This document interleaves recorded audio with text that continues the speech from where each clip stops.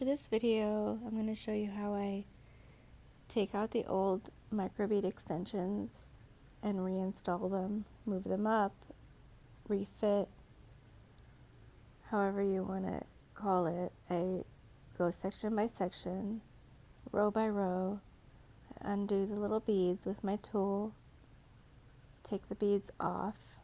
I like to put new beads on every client. Some stylists I've seen undo the bead, just move it up. I don't do that. I take them off, take them all out, brush out the old hair, and reinstall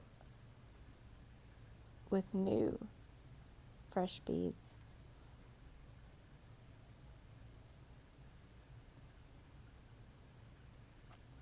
Here you can see I'm just undoing the beads. I pop them open with my tool, take the hair out, and then I brush out the old hair that's stuck in the bead and start fresh.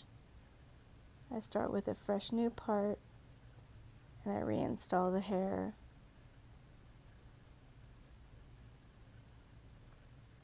With fresh new beads.